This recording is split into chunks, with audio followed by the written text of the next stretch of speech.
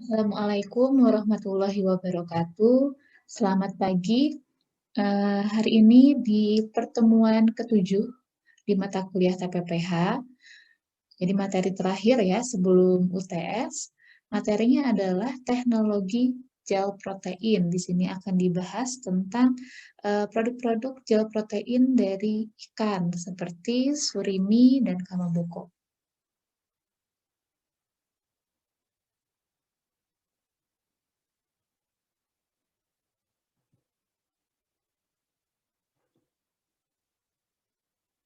Oke, di sini pada tabel ini terdapat dicantumkan kandungan air, protein, dan lemak pada 100 gram beberapa jenis ikan mentah. Ya, jadi di sini ada beberapa jenis ikan, ya, dan berapa sih kandungan air, protein, dan lemak pada jenis-jenis ikan tersebut? Ya, pada ikan-ikan ini tentu yang komponen yang paling besar itu adalah air. Ya. Nah, kemudian komponen selain air yang mendominasi pada ikan itu pastinya adalah protein, ya. Di sini bervariasi, paling tinggi adalah tuna ya, sekitar 22 sampai 24 gram protein pada 100 gram ikan tuna mentah.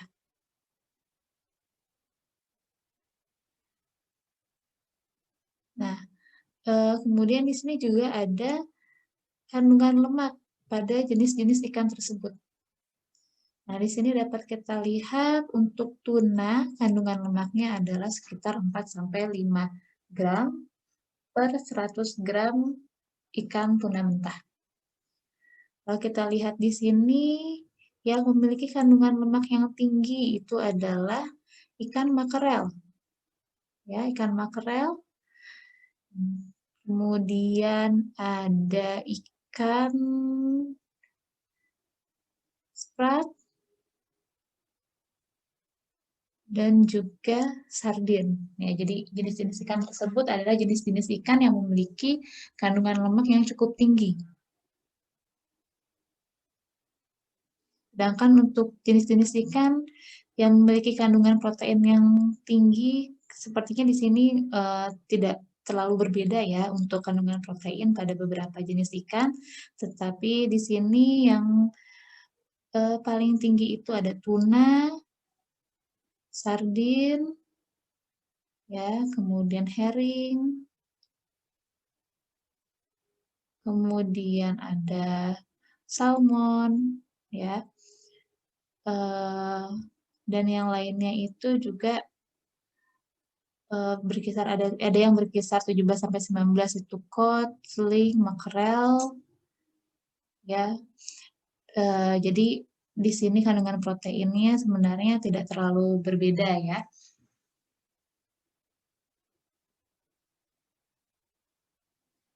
Nah, ada 3 jenis protein pada ikan, ya.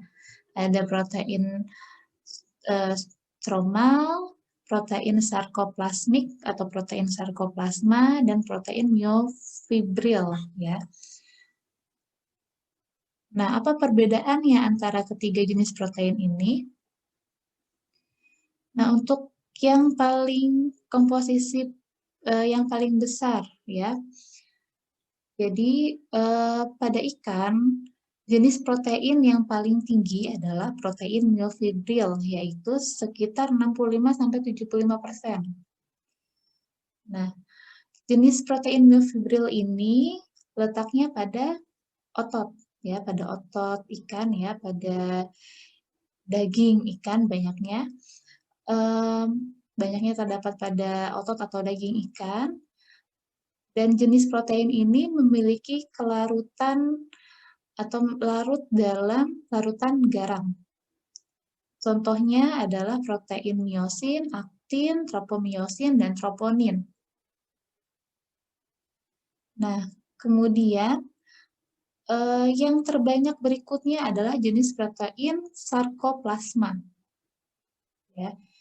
Protein sarkoplasma ini adanya di sarkoplasma, ya. Dan protein sarkoplasma ini memiliki karakteristik yang larut pada air dan juga larutan garam. Contohnya adalah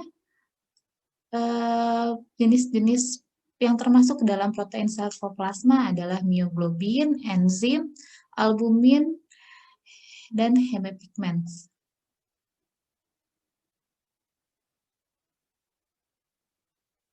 Kemudian, yang komposisinya paling sedikit adalah jenis protein stromal. Nah, jenis protein stromal ini tidak larut dalam air maupun dalam larutan garam. Ya, jadi tidak larut pada air dan juga tidak larut pada larutan garam. Contohnya adalah kolagen dan elastin.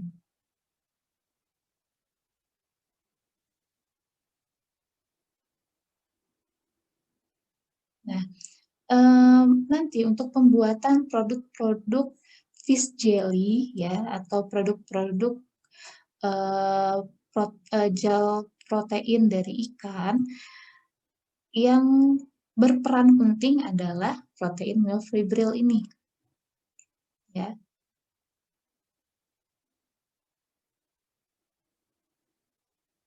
Nah, berbicara tentang pembuatan fish jelly, ya, produk-produk gel protein. Nah, ini kaitannya dengan protein cross-linking atau ikatan silang protein. Ya, apa sih protein cross-linking itu atau ikatan silang protein? Jadi, ikatan silang protein ini mengacu pada pembentukan ikatan kovalen antara rantai polipeptida dalam suatu protein.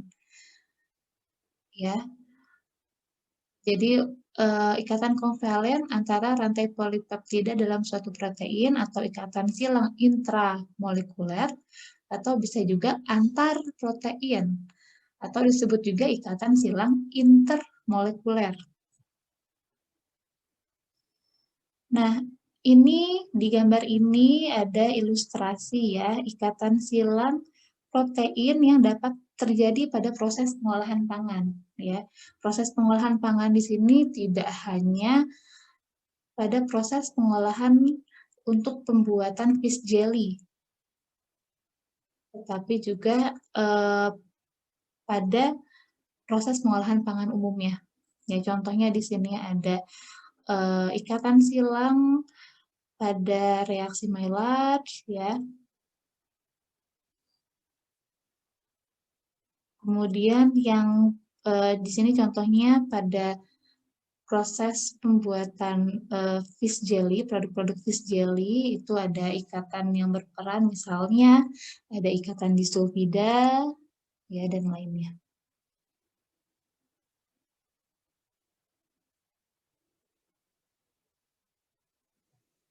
Nah, mungkin kalian sudah pernah dengar juga ya, dan kalian kan juga sudah membuat produk untuk produk-produk gel protein ikan.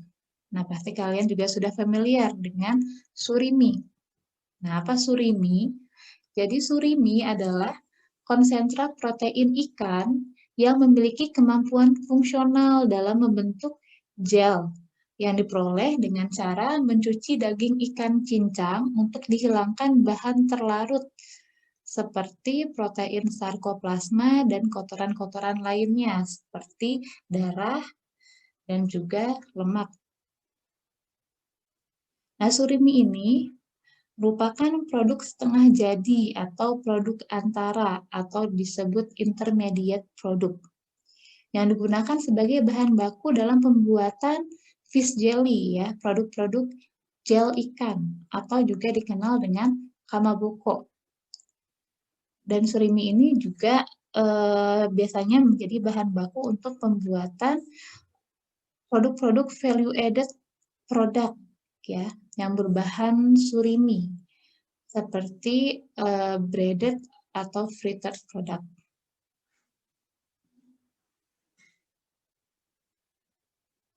Nah, sebelum tahun 1950 atau sekitar 1950-1960 ya, awalnya surimi merupakan suatu cara untuk mengubah ikan kecil bernilai rendah menjadi sebuah produk antara dengan umur simpan yang relatif lebih lama.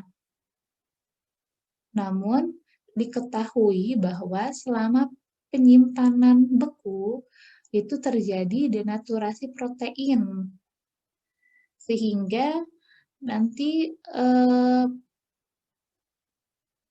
teksturnya ketika dijadikan produk itu berubah, ya. Nah, kemudian setelah tahun 1950-1960, dengan berkembangnya teknologi pembekuan dan juga diketahui bahwa denaturasi protein tersebut dapat dicegah dengan penambahan karbohidrat berbobot molekul rendah seperti sukrosa atau sorbitol, ya. Dan dengan ditemukannya teknologi ini mendorong produksi surimi komersial dalam skala yang besar, ya. Jadi setelah tahun tersebut baru produksi surimi ini mengalami peningkatan yang cukup besar, dengan skalanya juga sudah menjadi semakin besar, skala produksinya juga sudah semakin besar.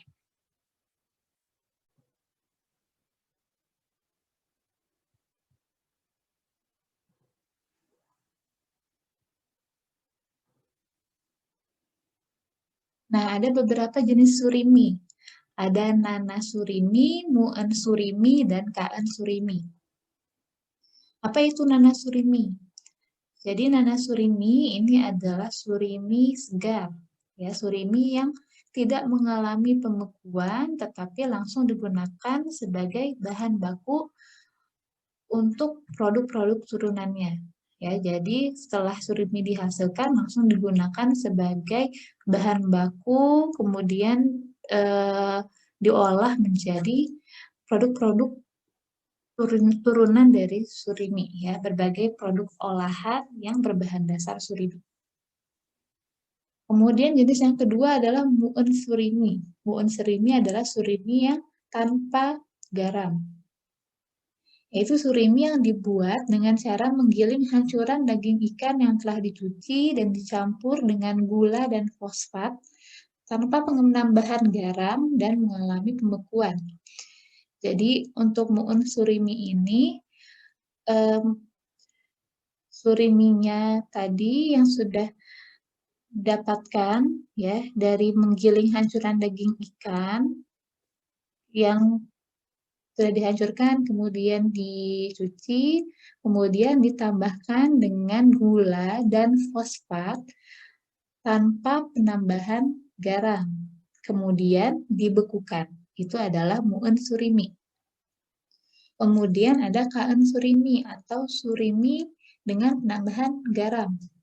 Ya, jadi untuk kaan surimi adalah surimi yang dibuat dengan cara menggiling hancuran daging ikan yang telah dicuci dan dicampur dengan gula dan garam tanpa penambahan fosfat dan mengalami pembekuan.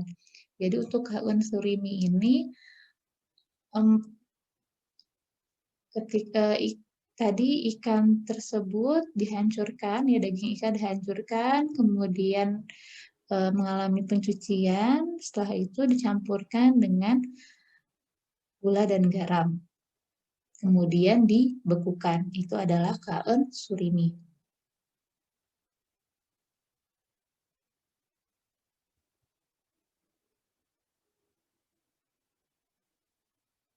Nah, bagaimana sih karakteristik yang dapat digunakan sebagai bahan baku surimi? Ya, bagaimana sih karakteristik ikan, ya, atau produk-produk komoditas-komoditas laut lainnya yang dapat dijadikan sebagai bahan baku surimi. Nah, sebenarnya secara teknis semua jenis ikan itu dapat dijadikan sebagai bahan baku surimi. Namun mutu produk surimi yang dihasilkan itu dapat berbeda tergantung dengan jenis ikan yang digunakan dan proses pembuatannya.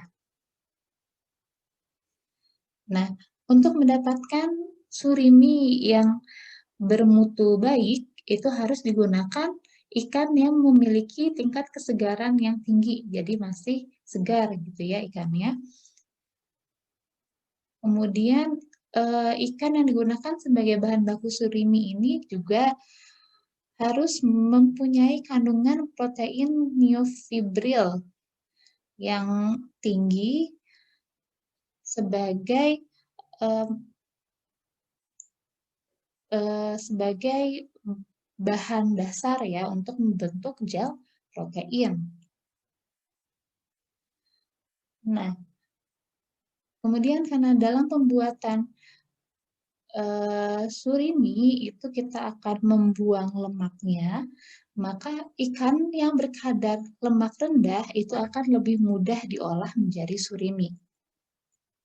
Nah, selain itu, ikan berdaging putih itu lebih banyak digunakan sebagai bahan baku surimi, ya karena diketahui bahwa ikan berdaging putih ini memiliki kekuatan gel yang baik, ya, yang dapat digunakan sebagai bahan baku surimi. Tapi ikan berdaging merah pun bisa digunakan sebagai bahan baku surimi. Nah, di sini ada gambar ikan, ya, ada dua contoh gambar ikan yang dapat digunakan sebagai bahan baku surimi. Ya, di sini ada Alaskan pollock. Ya, ini dari awal mulanya surimi dibuat, itu bahan baku yang biasanya digunakan adalah Alaskan pollock. Nah, di Indonesia itu banyak digunakan bahan baku surimi adalah jenis ikan ini, ya, ikan furisi, ya, atau bahasa latinnya itu Nemipterus.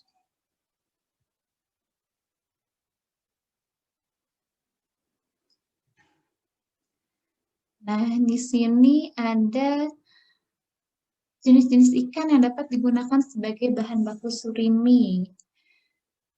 Dengan bagaimana sih nanti mutu surimi yang biasanya dihasilkan dari jenis-jenis ikan tersebut. Ya, di sini yang biasanya menghasilkan mutu surimi yang sangat baik itu dapat menggunakan bahan baku ikan seperti gulama, beloso, Alaska pollock ya tadi yang ini ya. Ada ikan terbang, ekor kuning, kemudian ikan sapingan, cucut botol, lele, dan patin ya. Ini adalah contoh-contohnya.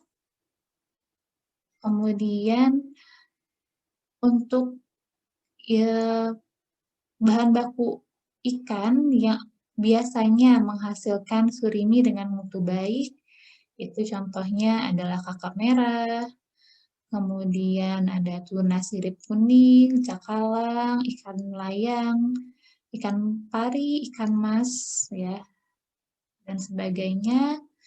Kemudian surimi dengan mutu sedang itu biasanya dihasilkan dari jenis-jenis ikan, contohnya seperti ikan sebelah, ya, kemudian makarel, ya, makarel ini karena memiliki kandungan lemak yang cukup tinggi ya, kandungan lemak yang tinggi sehingga membutuhkan effort yang lebih besar untuk menghilangkan lemak ya ketika pencucian dan sebagainya. Nah, di sini diketahui bahwa semakin tinggi tingkat kekuatan gel itu biasanya akan menghasilkan mutu surimi yang semakin baik.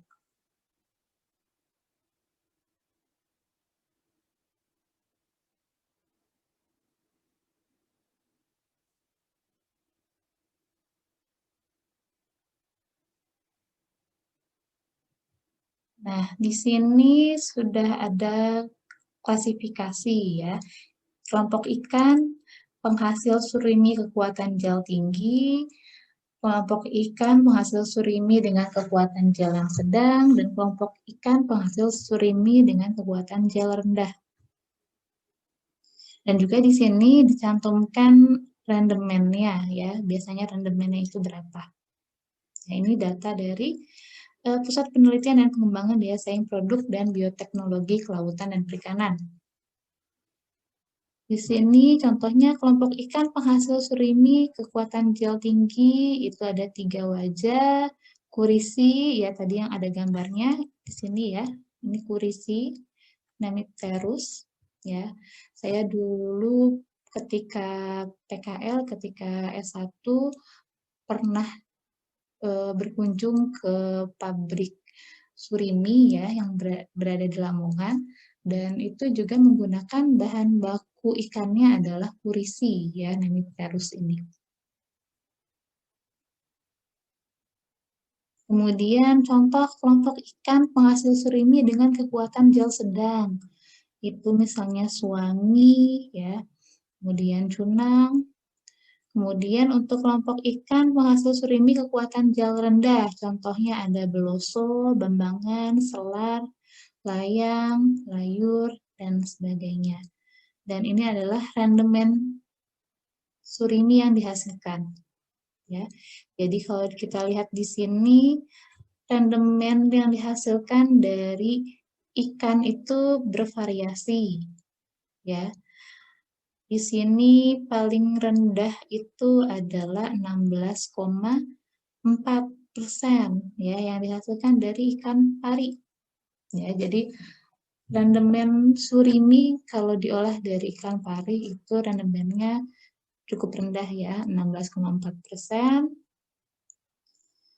Kemudian di sini yang tercatat rendemennya paling tinggi adalah layaran ya dengan rendemen surimi yang dihasilkan dari ikan layaran adalah 40,7%, tetapi kekuatan gelnya rendah.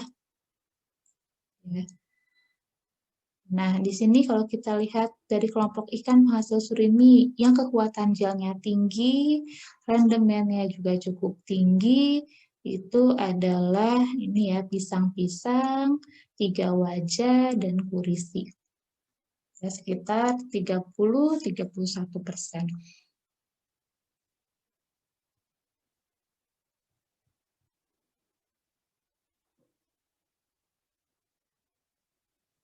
Nah, bagaimana sih proses produksi surimi?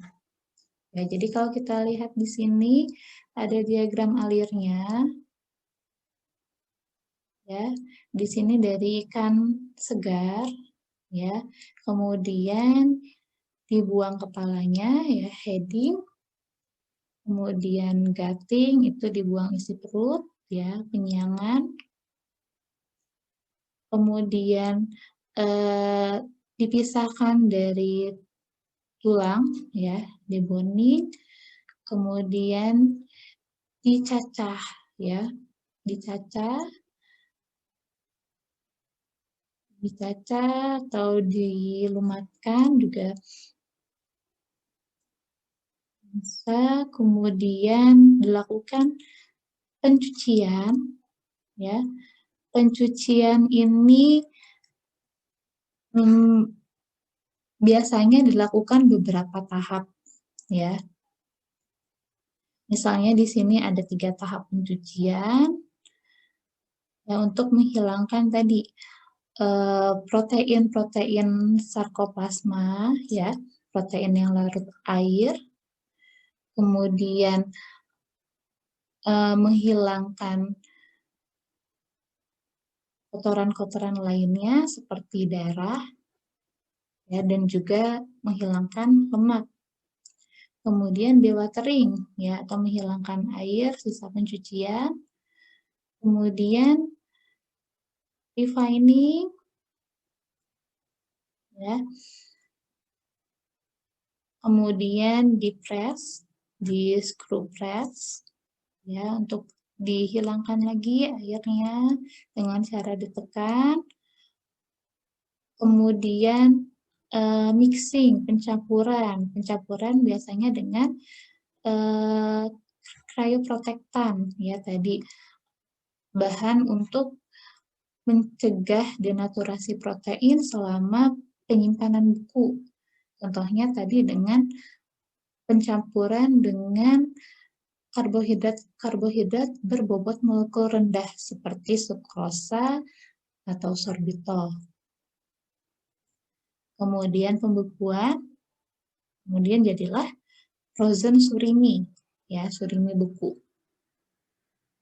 Nah, ini ada penjelasannya. Jadi, setelah daging ikan mentah diperoleh, ya tadi daging ikan mentah diperoleh dari proses penghilangan kepala, ya pembersihan dan penyiangan dan pembersihan.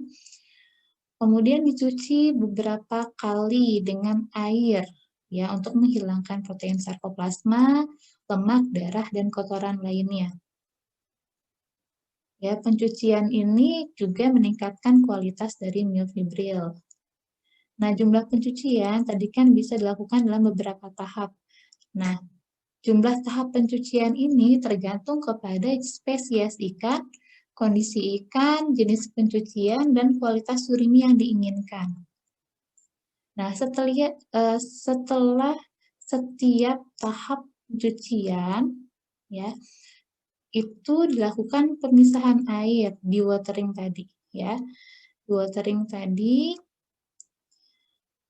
pemisahan air ini bisa dilakukan dengan cara penyaringan, dengan dehidrator, ataupun dengan gaya sentrifugal, ya. Nah, seringkali pada tahap pencucian terakhir, itu dicampurkan dengan jadi pencucian di tahap terakhir itu pencuciannya itu dengan larutan NaCl dan CaCl2 0,1 sampai 0,3%, ya.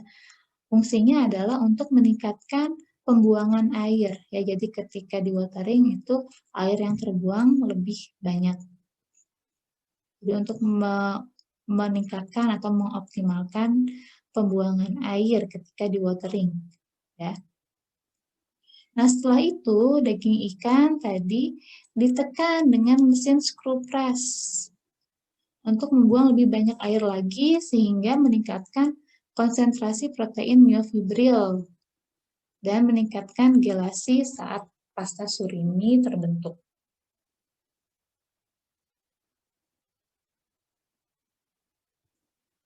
Nah, kemudian setelah melalui mesin screw press, kemudian dilakukan proses pencampuran dengan cryoprotectant, ya untuk mencegah denaturasi protein selama penyimpanan beku seperti tadi ada sukrosa, sorbitol, polialkohol lainnya, dan polifosfat.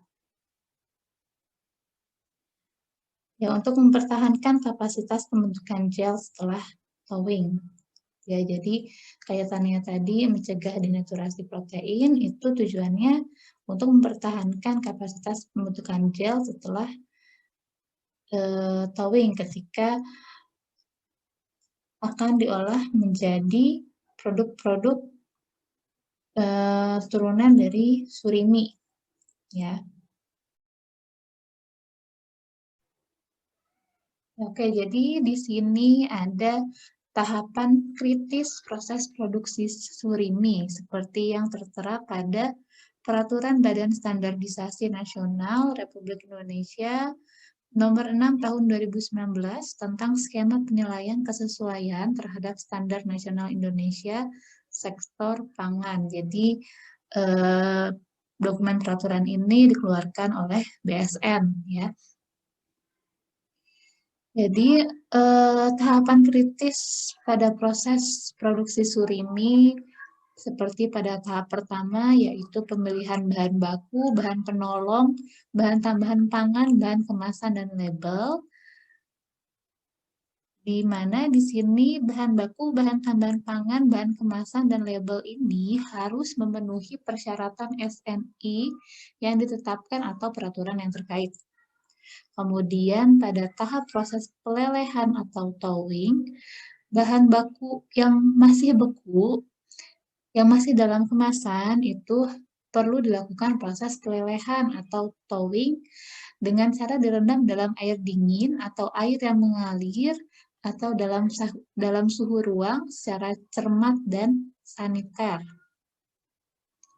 Kemudian pada tahap penyiangan, ya, ikan disiangi dengan cara membuang kepala dan isi perut. Penyiangan dilakukan secara cepat, cermat dan saniter, dan dalam kondisi suhu dingin. Jadi harus diproses secara cepat, ya, supaya suhunya tidak naik, ya, untuk mencegah suhunya naik. Kemudian pencucian 1. Bahan baku dicuci dengan menggunakan air mengalir secara cepat, cermat, dan saniter dalam kondisi suhu dingin. Kemudian tahap berikutnya, pemisahan daging dari tulang, duri, dan kulit. Daging ikan dipisahkan secara mekanis dari duri, tulang, dan kulit dengan cepat, cermat, dan saniter dalam kondisi dingin. Kemudian pada proses pelumatan, daging ikan dilumatkan secara mekanis dengan cepat, cermat, dan saniter dalam kondisi dingin. Kemudian pada proses pencucian kedua atau bleaching, ya. Di sini pada tahap ini lumatan daging ikan dicuci dengan air dingin sesuai spesifikasi pada suhu 0 sampai 5 derajat Celcius selama 10 sampai 15 menit. Pada tahap ini garam dapat ditambahkan maksimal 0,3% pada pencucian terakhir. Perbandingan daging ikan dan air berkisar 1:4, dan selama proses pencucian dilakukan pengadukan. Dari pencucian pertama ke pencucian selanjutnya, air dibuang, ya, di watering, dengan melalui proses misalnya adalah penyaringan. Proses pencucian dilakukan 2-3 kali dan dilakukan secara cermat dan saniter. Kemudian proses berikutnya pengurangan air atau dewatering dan straining. Lumatan daging ikan dimasukkan ke dalam alat pengepres, ya, screw press tadi, kemudian dilakukan pemisahan sisa-sisa sisik, urat ikan, membran, dan duri, atau disebut juga straining, hingga didapatkan lumatan daging sesuai spesifikasi dan dilakukan secara cepat, cermat, saniter dalam kondisi suhu dingin. Kemudian pada tahap proses pencampuran, lumatan daging ikan dimasukkan ke dalam alat pencampur, kemudian ditambahkan kayu protektan. Misalnya adalah gula, sesuai dengan ketentuan yang berlaku dan dicampur hingga homogen. Proses ini dilakukan secara cepat, cermat, dan saniter dalam kondisi suhu dingin. Kemudian proses pengemasan dan penimbangan. Surimi dimasukkan secara padat dan kompak agar tidak tersisa ruang udara ke dalam bahan pengemas dan ditimbang beratnya sesuai dengan label secara cermat, cepat, dan saniter. Kemudian proses pembekuan, surimi disusun dalam pan pembeku dan dibekukan dengan menggunakan alat pembeku. Pembekuan dilakukan secara cepat, cermat, dan saniter sampai suhu pusat surimi mencapai maksimal minus 18 derajat Celcius. Ya, jadi pembekuan dilakukan biasanya sampai suhu pusat suriminya itu sekitar minus 18, minus 20 derajat Celcius. Kemudian penyimpanan beku. Produk disusun ke dalam gudang penyimpanan beku dan suhu penyimpanan dipertahankan stabil maksimal minus 18 derajat Celcius dengan sistem penyimpanan first in, first out. Kemudian pada proses muatan, surimi dalam kemasan dimuat dalam alat transportasi dan terlindung dari penyebab yang dapat merusak atau menurunkan mutu produk. Kemudian tahap proses pengemasan, produk dikemas dengan cepat, cermat, saniter, dan higienis. Pengemasan dilakukan dalam kondisi yang dapat mencegah terjadinya kontaminasi. Kemudian proses pelabelan, setiap kemasan produk yang akan diperdagangkan diberi label sesuai dengan ketentuan yang berlaku. Nah, jadi itu adalah penjelasan tahap-tahap pada proses produksi surimi. Ya, ini adalah Contoh processing line surimi. Jadi di tahap pertama di sini ada fish washing ya, dengan mesinnya adalah mesin pencucian ikan. Jadi di sini ikan dicuci, kemudian di sini ada fish meat extracting ya, dengan mesinnya adalah meat separator. Di sini daging ikan akan dipisahkan dari tulang. Kemudian di sini ada first leaching dengan alatnya misalnya menggunakan stirring tank. Jadi di sini dilakukan pencucian daging ikan yang tadi sudah dipisahkan dari tulang. Di sini direndam dalam air, kemudian diaduk selama beberapa menit untuk menghilangkan protein sarkoplasma, lemak, darah, dan kotoran lainnya. Kemudian lanjut ke di sini ada proses draining and leaching. Ya, jadi pemisahan air tadi ya, pemisahan air dari pencucian pertama sambil dicuci kembali, kemudian second leaching. Ya, di sini direndam dengan air lagi sambil diaduk ya, pencucian kembali, kemudian dihilangkan lagi airnya dari pencucian yang kedua tadi. Ya, sambil dibilas. Kemudian ke straining ya, dengan mesinnya disebut refiner. Jadi di sini dipisahkan daging ikan tadi, ya, lumatan daging ikan tadi dari sisa-sisa duri, kemudian proses berikutnya dehydrating dengan menggunakan mesin screw press. Ya, jadi di sini lumatan daging ikan tadi ditekan dengan ulir untuk menghilangkan airnya. Kemudian proses selanjutnya adding and mixing. Ya, di sini lumatan daging ikan tadi akan ditambahkan dengan cryoprotectant seperti sukrosa, sorbitol, atau lainnya. Dicampur, kemudian proses berikutnya adalah packing atau pengemasan. Ya, jadi daging ikan tadi diisi ke dalam kemasan, kemudian di-seal, kemudian dilakukan proses pembekuan cepat. Sehingga dihasilkanlah nanti frozen surimi, ya, surimi beku.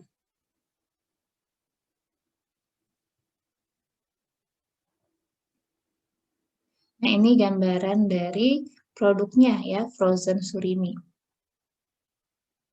Nah, apa standar mutu surimi? Nah, untuk standar mutu surimi, salah satunya yang berlaku adalah standar mutu dari SNI ya, pada SNI 2694/2013, judul surimi.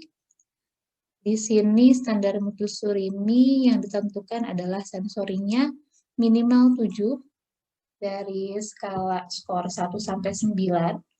Kemudian untuk persyaratan kimianya, kadar air maksimal 80%, kadar protein minimal 12%, kemudian untuk cemaran mikrobanya, ALT atau angka lempeng total maksimal 5 kali 10 pangkat 4 koloni per gram, kemudian Escherichia coli kurang dari 3 APM per gram, Salmonella, ya, di sini tapi ada catatan, bila diperlukan, itu negatif per 25 gram, Vibrio cholera, bila diperlukan, ya, bila persyaratan ini diperlukan, itu negatif per 25 gram koloni per gram.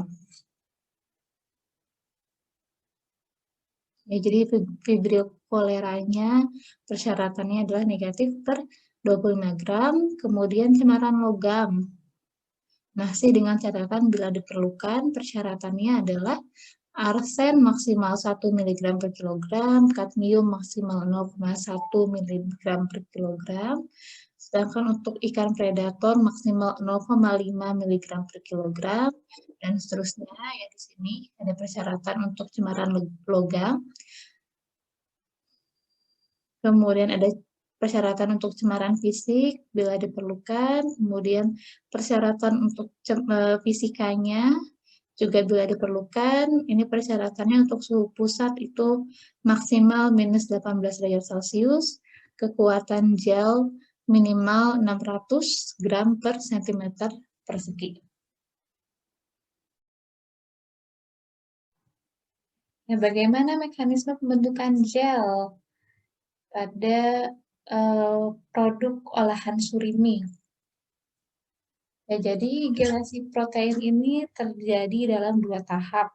Ya, tahap pertama adalah denaturasi protein, yaitu tidak menggulungnya rantai protein. Kemudian tahap kedua adalah terjadi agregasi protein membentuk struktur 3 dimensi.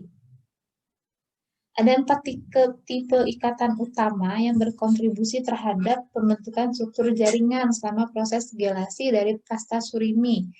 Antara lain ikatan garam atau ikatan ionik, ikatan hidrogen, ikatan disulfida, dan ikatan hidrofobik. Nah, detailnya bagaimana? Penjelasannya bagaimana? Kita ke slide berikutnya. Jadi, pertama pada tahap atau mekanisme pembentukan gel, jadi penggilingan surimi. Jadi untuk surimi ini tadi kan sebagai produk intermediate ya, atau produk antara sebagai bahan baku untuk produk berikutnya ya, produk-produk turunan dari surimi seperti kamaboko. Nah, untuk prosesnya pertama surimi itu nanti akan digiling. Nah, surimi ini digiling dengan larutan garam dengan konsentrasi 2-3%, di mana larutan garam ini akan melarutkan protein myofibril. Ya, tadi kan protein myofibril ini larut dalam larutan garam. Ya, protein myofibrilnya adalah aktin dan miosin yang akan membentuk sol yang sangat adhesif yang disebut dengan sol aktomiosin.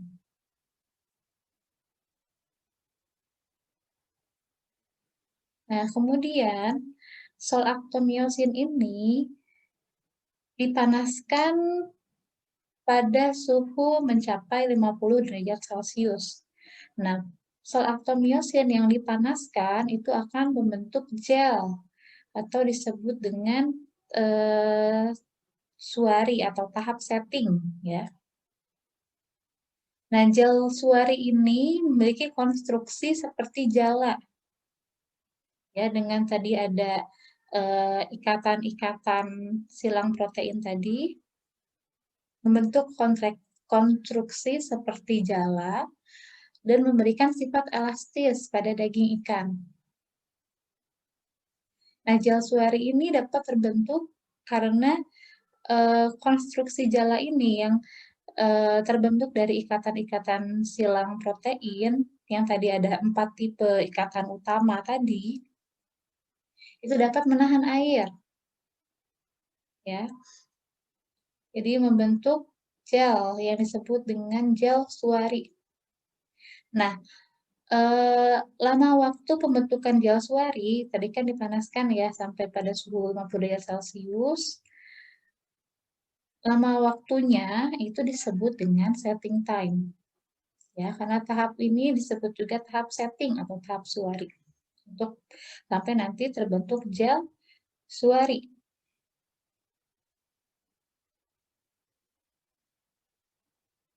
Nah, apabila gel suari tadi dipanaskan lebih lanjut hingga di atas suhu 50 derajat Celcius ya, dipanaskan sampai 60 derajat Celcius, misalnya dipanaskan pada suhu 60 derajat Celcius selama 20 menit, nanti pada suhu tersebut akan ada enzim yang aktif, yaitu enzim proteinase. Ya, enzim proteinase ini dapat memutus ikatan silang protein tadi. Jadi yang tadi sudah terbentuk ikatan akan kembali putus, sehingga jaringan yang tadi sudah terbentuk, ya, jaringan yang di sini yang sudah terbentuk itu akan terurai kembali, ya, sehingga struktur yang tadi, ya, struktur 3 dimensi yang tadi sudah terbentuk di gel suari itu akan rapuh dan elastisitasnya akan hilang. Ya, ini disebut dengan modori. Ya, fenomena ini disebut dengan modori. Nah, untuk menghindari terjadinya modori, maka dilakukanlah pemanasan yang melewati rentang suhu modori. Ya, jadi melewati zona terjadinya modori, jadi langsung dipanaskan ke suhu yang lebih tinggi, ya, melewati zona suhu modori. Yang ini biasanya sekaligus juga sebagai proses pemasakan, yaitu pemanasan pada suhu 80-90 derajat Celcius. Sehingga gel yang tadi sudah terbentuk pada gel suari itu akan menjadi lebih kuat dan irreversible, ya, tidak dapat terurai kembali seperti ketika terjadi modori. Ya. Nah, contohnya adalah untuk pemanasannya ini sekaligus juga sebagai proses pemasakan, misalnya pada suhu 80-90 derajat Celcius selama 20 menit. Ya. Nah, gel yang sudah irreversible ini, ya, yang sudah tidak dapat terurai kembali, ya, tidak dapat berubah kembali, ini disebut dengan gel kamaboko. Ya, ini jadi adalah proses yang sebenarnya terjadi dari proses surimi menjadi kamaboko.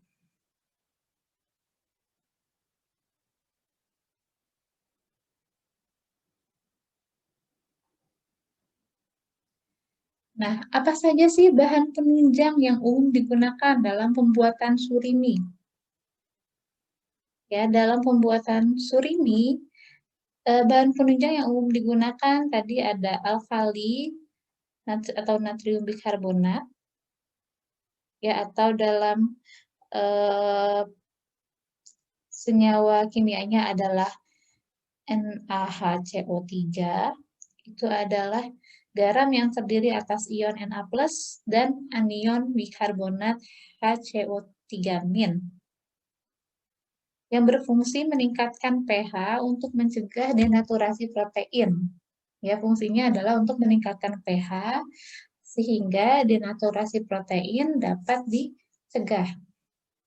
Nah, jumlah natrium bikarbonat yang biasa digunakan dalam pembuatan surimi itu sebesar 0,5%. Kemudian bahan penunjang berikutnya yang umum digunakan dalam pembuatan surimi adalah garam atau NaCl. Nah, garam ini biasanya bisa ditambahkan dalam pembuatan surimi itu biasanya digunakan dalam dua tahap proses. Yang pertama pada tahap proses pencucian terakhir, ya, dengan konsentrasi 0,2 sampai 0,3%. Nah, kalau pada tahap itu, ya, fungsinya adalah untuk memudahkan penghilangan air. Nah, kemudian untuk tahap yang lain, untuk tahap proses yang lain, garam juga digunakan pada tahap proses pelumatan surimi. Jadi untuk surimi yang sudah jadi, untuk diproses ke produk-produk turunan surimi itu biasanya dilumatkan lagi dengan penambahan juga garam dengan konsentrasi yang lebih tinggi dibandingkan dengan konsentrasi ketika untuk pencucian, yaitu konsentrasi yang ditambahkan ketika pelumatan surimi, konsentrasi garamnya adalah 2-3%.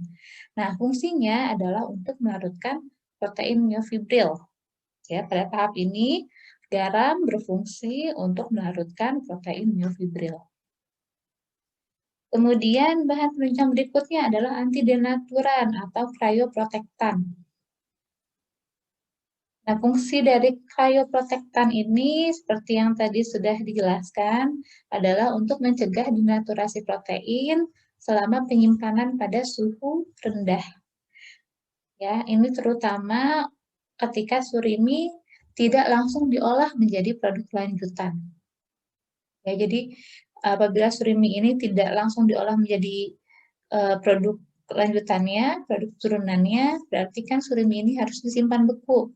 Nah, untuk mencegah terjadinya denaturasi protein selama penyimpanan beku tersebut, maka ditambahkanlah cryoprotectant dalam pembuatan surimi. Nah, cryoprotectant yang biasanya digunakan misalnya sukrosa, sorbitol, asam amino, foliol, dan fosfat. Nah, apa saja sih produk-produk turunan dari surimi atau surimi based products? Atau disebut produk-produk olahan yang berbahan baku surimi. Ya, jadi surimi based product ini setidaknya dapat dikelompokkan ke dalam 4 kategori utama. Antara lain molded or shaped product, fiberized product, composite molds product, dan emulsified products. Nah, apa itu molded or shaped product? Yang masuk ke dalam kategori molded or shaped product. Jadi, untuk produk-produk yang termasuk ke dalam kategori ini adalah produk yang dibuat dengan cara mencetak pasta surimi ke dalam bentuk yang diinginkan dengan cara dicetak ataupun diekstrusi. Diekstrusi pun bisa dengan single extrusion ataupun dengan co-extrusion. Contohnya adalah jenis kamaboko yang dicetak atau diekstrusi. Nah, tadi kamaboko itu kan sebenarnya adalah produk gel dari pasta surimi yang dipanaskan pada suhu misalnya sekitar 80-90 derajat Celcius untuk melewati zona modori, ya. Nah, ini adalah contohnya. Nah, ini contoh produk olahan dari surimi yang berbentuk seperti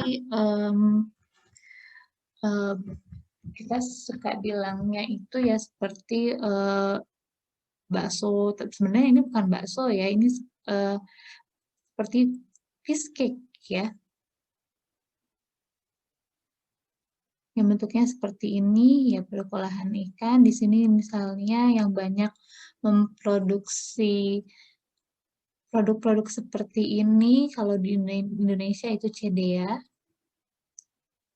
Ya, ini adalah salah satu produknya, flower twister. Ya, jadi ini produk olahan dari surimi berbentuk lonjong seperti bunga gitu ya. Yang luarnya berwarna putih, dalamnya berwarna orange. Nah, ini berarti dihasilkannya itu dari co-extrusion. Ya, jadi nanti ada adonan yang berwarna putih dikoekstruksi dengan adonan yang berwarna orange. Kemudian ada kategori berikutnya adalah fiberized product. Jadi untuk produk ini dibuat dengan mengekstrusi pasta surimi menjadi lembaran tipis ya dengan ketebalan sekitar 1-2 mm melalui nozzle berbentuk persegi panjang. Ya, kemudian lembaran tipis tadi melewati proses pemanasan kemudian pemotongan. Nah, pemotongan ini menggunakan semacam alat pemotong dengan gerigi gitu ya, dengan gerigi untuk membentuk pola-pola berserat pada lembaran tipis tadi ya, lembaran tipis produk tadi, produk dari pasta surimi yang sudah melewati pemanasan, berarti sudah dalam bentuk kamaboko ya, sudah dalam bentuk gel kamaboko. Kemudian dilakukan pelipatan dengan alatnya itu adalah rope former, disebutnya rope former, untuk membentuk seperti tali. Ya, dari lembaran tadi dilakukan pemotongan, sehingga nanti pemotongannya itu pada lembarannya akan terbentuk pola serat-serat. Kemudian dilakukan pelipatan hingga membentuk tali, kemudian dilakukan pembungkusan atau wrapping. Ya, kemudian dipotong. Nah, contohnya adalah crab stick atau dalam bahasa Jepangnya disebut kanikama. Ya, jadi di sini terlihat ada pola-pola seperti serat ya. Nah, ini pola-pola seperti serat tadi ini dihasilkan dari cutting teeth ya. Jadi ini tadinya adalah bentuk lembaran, kemudian lembaran yang tipis, kemudian dipotong dengan gerigi yang membentuk pola-pola pada lembarannya, kemudian dilipat, ya, kemudian dilipat dan dibungkus, kemudian dipotong sehingga seperti ini, chapstick atau kanikama. Kemudian ada kategori composite molds. Jadi untuk produk-produk ini, untayan yang dihasilkan dari rope former tadi, ya, jadi kalau tadi kan sudah melewati lembaran tipis, kemudian melewati proses pemanasan, kemudian pemotongan, ya, kemudian pelipatan sehingga membentuk seperti tali, ya, dengan alat rope former tadi membentuk seperti tali-tali atau untayan-untayan. Nah, untayan-untayan dihasilkan ini kemudian dicampur, kemudian diekstrusi. Jadi kalau di composite molds ini tidak dibungkus, tetapi diekstrusi. Contohnya adalah lobster imitation. Ya, jadi nanti produk ini terdiri dari beberapa, jadi terlihat ada terdiri dari untayan-untayan sebenarnya gitu ya. Jadi terpisah-pisah, tidak seperti yang kalau diekstrusi langsung itu kan bentuknya seperti ini ya. Kemudian emulsified. Nah, untuk produk-produk emulsified atau produk-produk emulsifikasi dari surimi itu contohnya adalah sosis ya, sosis ikan. Prosesnya sama seperti pembuatan sosis daging. Dan lemak yang digunakan biasanya lebih sedikit dibandingkan lemak yang digunakan pada sosis daging. Ya.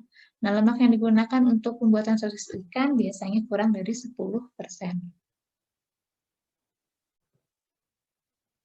Ya, bagaimana sih proses produksi surimi based product sehingga dapat dikategorikan menjadi 4 kategori tadi ya. Jadi apa proses yang dilalui?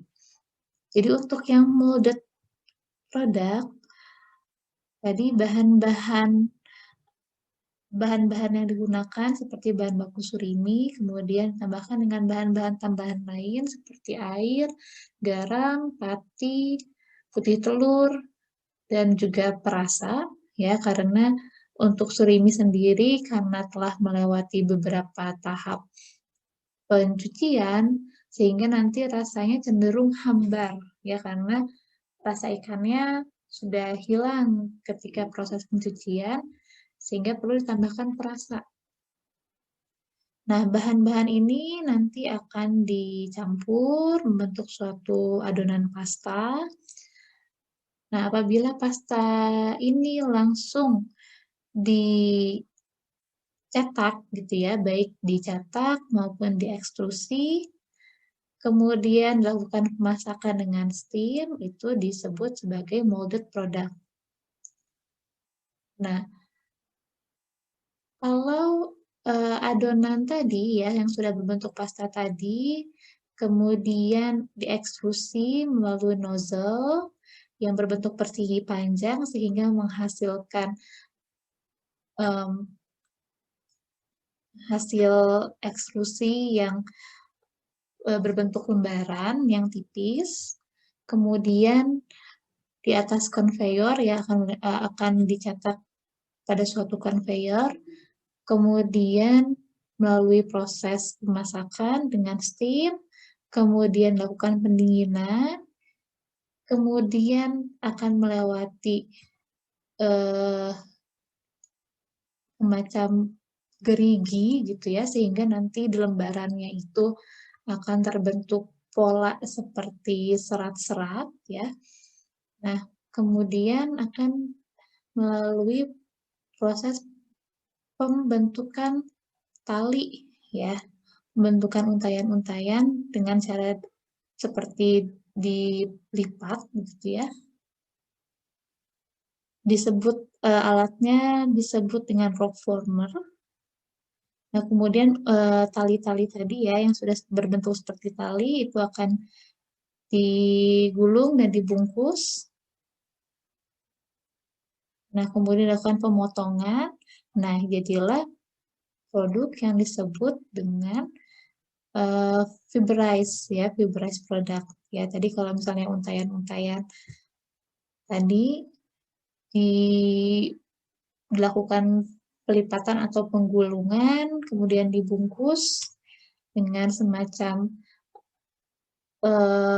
film ya, film plastik, kemudian dipotong, itu akan menghasilkan produk fiberized product, seperti contohnya adalah crab stick.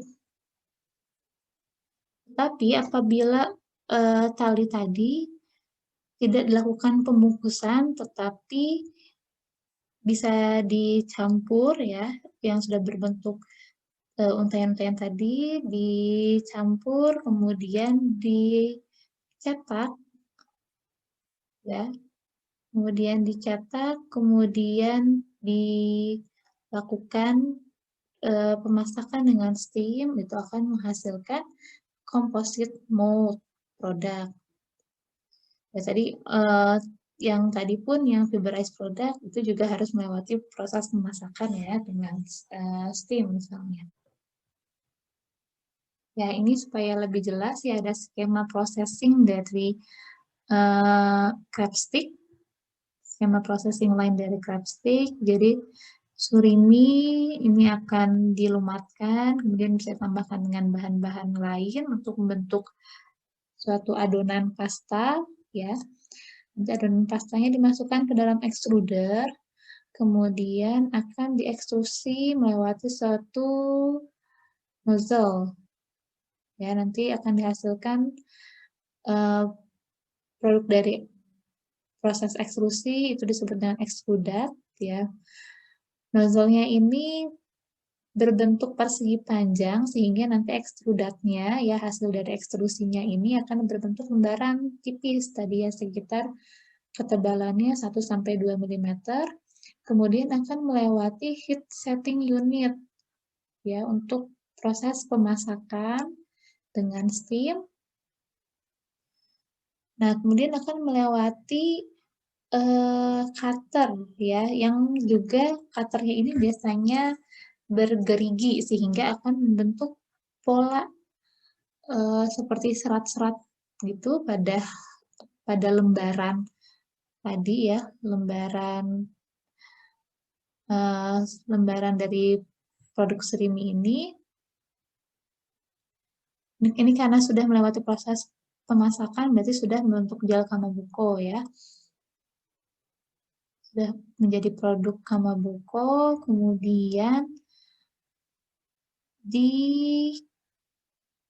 dipotong jadi beberapa helai gitu, kemudian akan melewati rope former, membentuk seperti tali ya, tadi seperti digulung ya, seperti dilipat gitu, membentuk tali.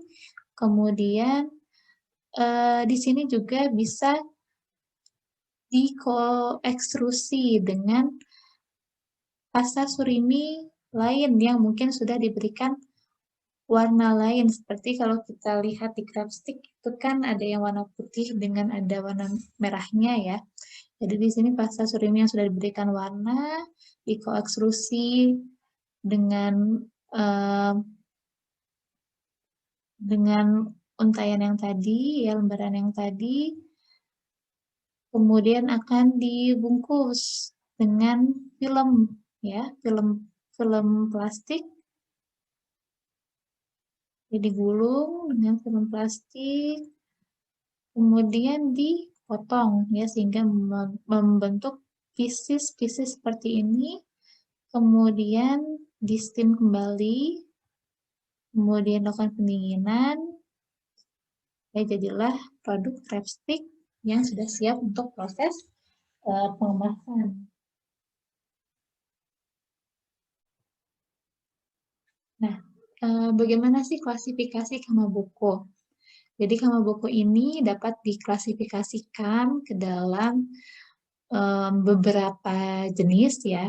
Jadi ada yang steam kamaboko atau kamaboko dari proses pengukusan, kemudian ada roasted kamaboko atau kamaboko yang dihasilkan dari proses pemanggangan, kemudian ada boiled kamaboko atau kamaboko yang dihasilkan dari proses perebusan, kemudian ada deep fried kamaboko atau kamaboko yang dihasilkan dari proses penggorengan dengan cara deep frying. Nah, bagaimana prosesnya?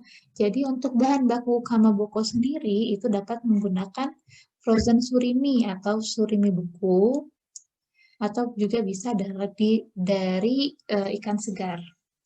Untuk menggunakan frozen surimi, ya, kalau menggunakan surimi beku itu perlu dilakukan thawing terlebih dahulu. Apabila digunakan ikan segar, maka ikan segarnya itu harus disiangi, ya, difilet, kemudian dilumatkan, dicacah gitu ya, kemudian dilakukan pencucian beberapa kali. Nah, nanti bahan baku tadi kemudian akan dilumatkan dengan penambahan garam ya, dengan konsentrasi 1-3% ya, atau ada juga yang menyebutkan 2-3%, yang akan menghasilkan pasta surimi. Nah, untuk pembuatan kamaboko tadi kan terdiri dari 2 tahap ya. Pertama itu nanti ada setting ya, untuk yang dimana nanti akan terjadi gel suari yang masih bisa terurai kembali. Nah, untuk mendapatkan produk kamaboko yang sudah irreversible gitu ya, membentuk gel yang kuat yang tidak dapat terurai kembali, maka harus dilakukan proses pemanasan yang lebih tinggi melewati zona suhu Modori. Nah, maka proses pemanasan ini sebenarnya nanti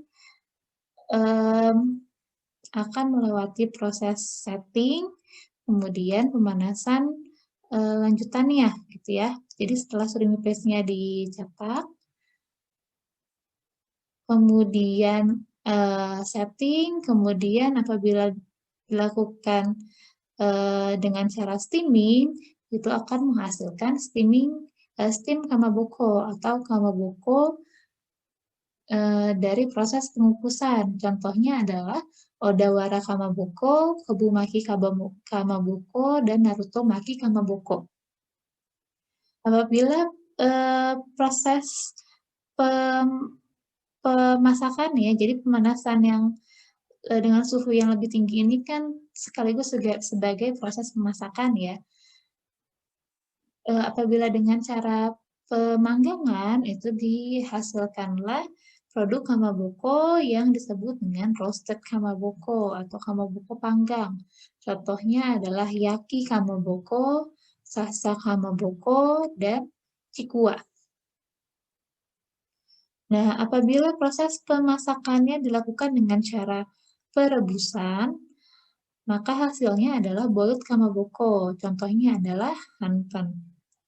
Dan apabila proses pemasakannya dengan cara deep frying, penggorengan dengan cara deep frying, maka kamaboko yang dihasilkan adalah deep fried kamaboko. Contohnya adalah tempura, satsuma age, dan suke age.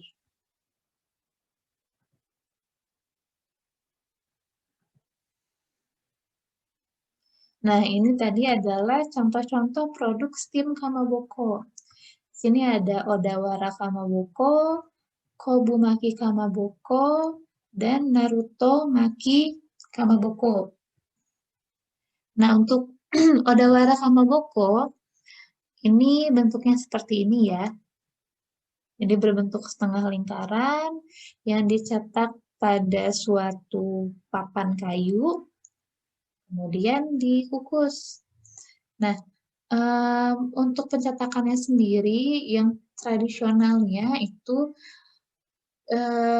oleh pengrajin, pembuat kamaboko itu dicetak dengan tangan, seperti suatu kerajinan tangan ya. Produk ini tuh sangat handmade gitu ya, sangat seperti hasil kerajinan tangan dalam bentuk produk makanan.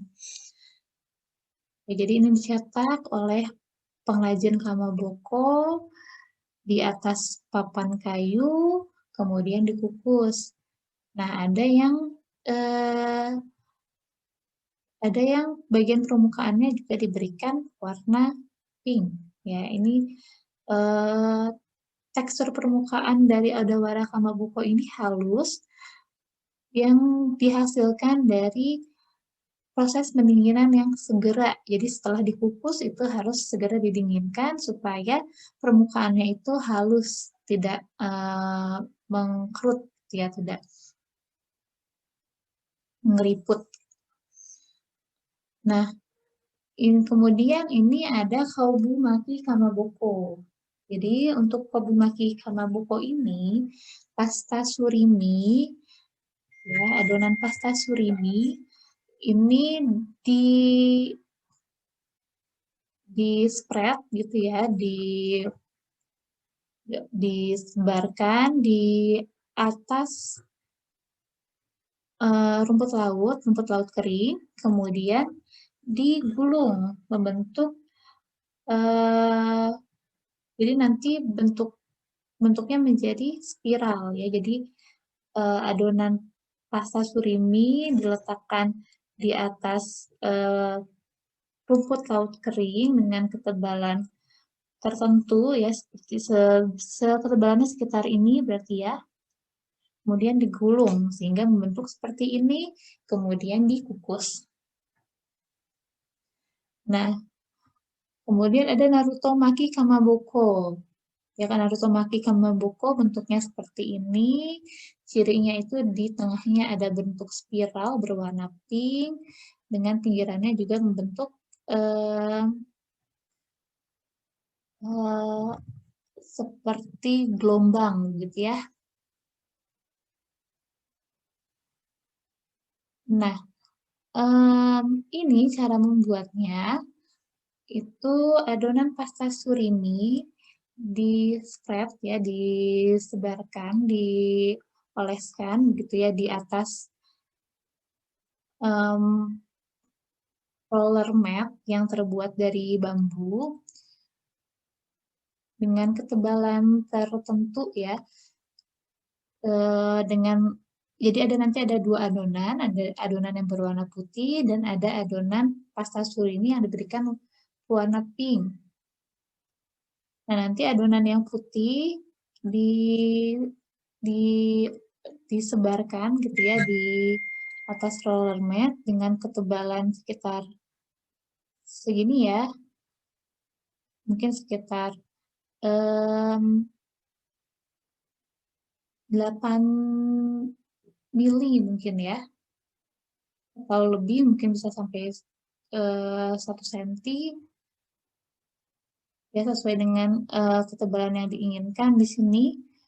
Nah, kemudian adonan yang berwarna pink disebarkan di atas adonan putih tadi dengan ketebalan yang lebih tipis dibandingkan yang adonan putih. Kemudian digulung dengan roller mat tadi, kemudian dikukus, nanti akan dihasilkan bentuk yang seperti ini.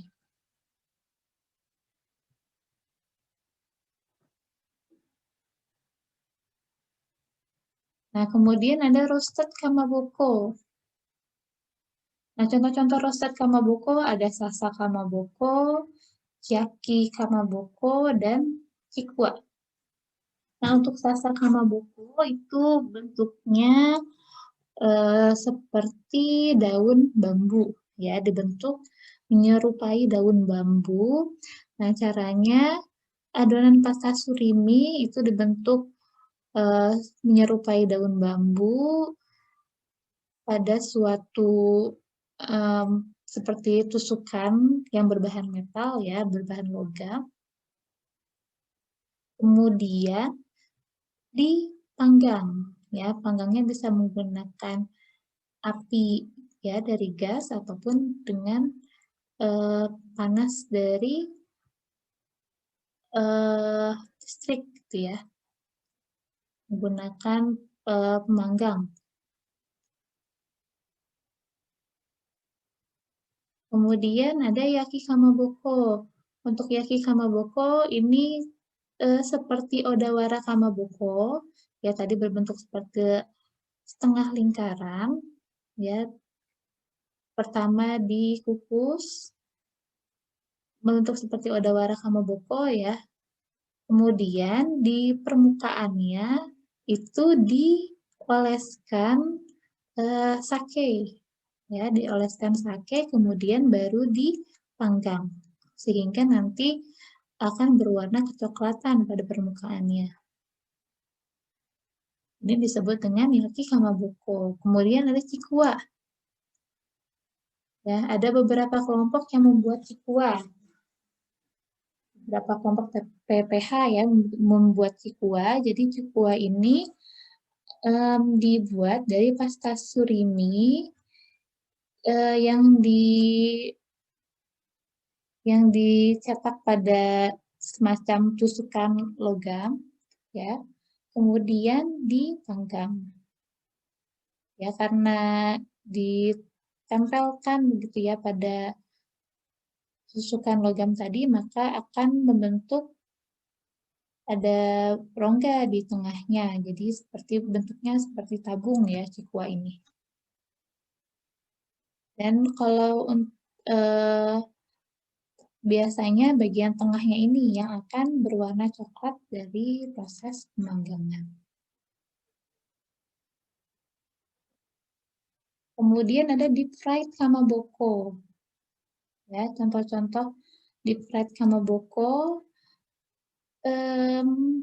Jadi produk-produk kamaboko yang digoreng itu disebut dengan tempura. Ini sebenarnya hanya penamaan di masing-masing daerah. Jadi produk kamaboko yang digoreng dengan cara deep frying di Osaka itu disebut dengan tempura. Sedangkan di area Kanto, termasuk Tokyo, itu disebut Satsuma-age. Dan kalau di Kagoshima, itu disebut dengan Suke-age. Nah, cara pembuatannya itu pasta surimi dicampurkan dengan bahan-bahan lain, kemudian dibentuk ya, bentuknya bisa beragam, bisa bulat, bisa oval, bisa kotak, bisa seperti ini gitu ya, lonjong. Kemudian dilakukan deep frying. Nah, penggorengannya ini bisa 2 kali. Jadi yang pertama, penggorengan pertama dengan cara deep frying pada suhu 120 sampai 130 derajat Celcius selama sekitar 2 menit, itu untuk pembentukan kulit. Kemudian penggorengan yang kedua dengan cara deep frying pada suhu yang lebih tinggi sekitar 160 sampai 170 derajat Celcius selama 2 menit, itu untuk pematangan ya sampai ke pusat ya. Nah, suhu pusat yang ingin dicapai itu sekitar 75 derajat Celcius.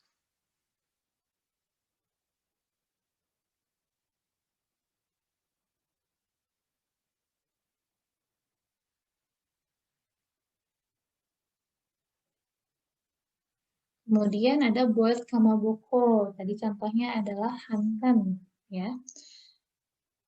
Nah, hantan ini adalah produk kamaboko yang dihasilkan dari proses perebusan pasta surimi yang telah dicampur dengan yam, ya. Yam ini adalah sejenis umbi-umbian dengan atau tanpa penambahan roti. Ya, jadi produk ini teksturnya sangat lembut dan ada berbagai macam ya di Jepang itu di masing-masing lokasi itu punya specialized produknya sendiri begitu ya. Contohnya di Kanto, di area Kanto termasuk Tokyo itu ada yang disebut dengan uki hanpan yang terbuat dari daging hiu gitu.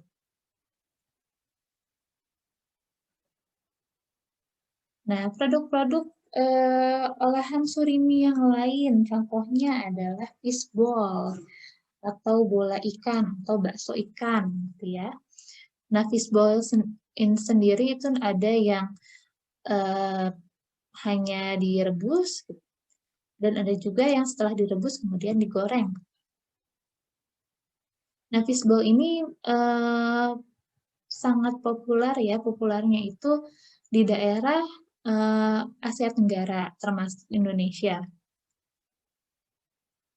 Nah, bahan-bahan yang biasanya digunakan dalam pembuatan fishball itu adalah garam berkisar antara 3-5%, gula 3% biasanya, kemudian pati sekitar 3%, atau mungkin lebih juga tergantung formula ya. Kemudian ada MSG, kemudian air, dan juga surimi.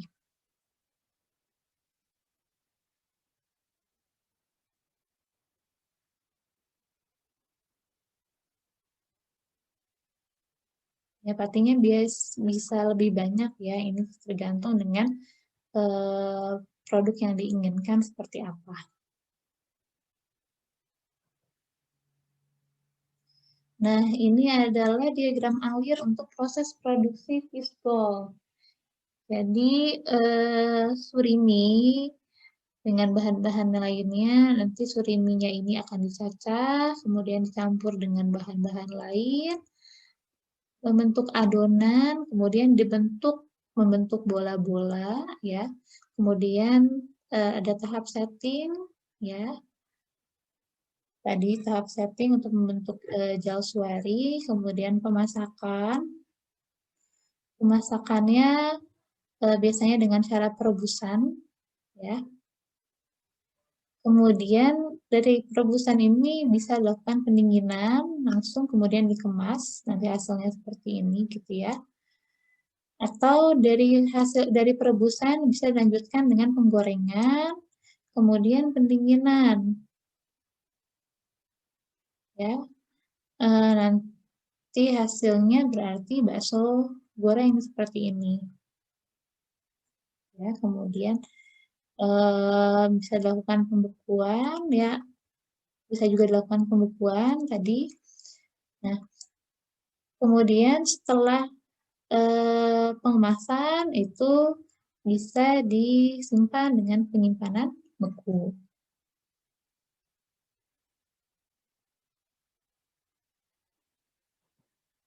Oke, terima kasih. Itu yang saya sampaikan untuk materi teknologi gel protein dari ikan. Semoga bermanfaat. Wassalamualaikum warahmatullahi wabarakatuh.